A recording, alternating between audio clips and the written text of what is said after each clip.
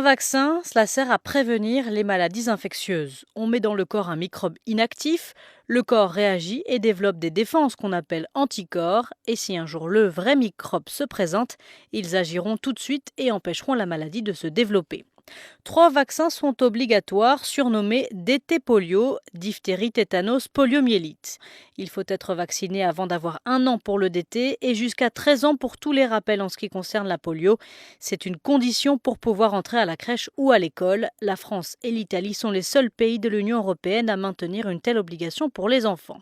Certaines professions sont également soumises à ces vaccins obligatoires comme les services de secours, médicaux, funéraires ou les vétérinaires. La vaccination diphtérique est obligatoire depuis 1938, celle du tétanos depuis 1940 et celle de la polio depuis 1964. Ces vaccins sont remboursés à 100% par la sécurité sociale. Leur efficacité a été prouvée. Concernant la diphtérie, le nombre de morts a drastiquement chuté. En 1945, la France est touchée par une grande épidémie et on enregistre 3000 décès. Depuis 1982, on compte moins de 5 décès par an.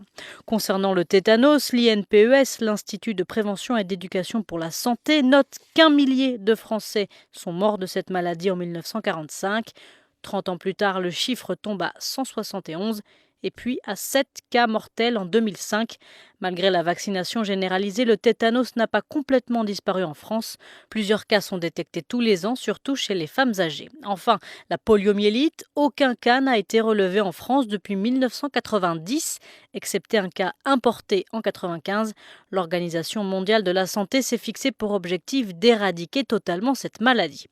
Les Français sont tout de même méfiants à l'égard de ces piqûres. Selon un baromètre publié hier par l'INPES, 20% des personnes interrogées ne font toujours pas confiance au vaccin, surtout inquiets vis-à-vis de la vaccination recommandée et non pas obligatoire, notamment celle de l'hépatite B, et cela à cause d'une suspicion de sclérose en plaques qui date de 1995, et puis plus récemment à cause du gros raté de communication pendant l'épidémie de grippe H1N1.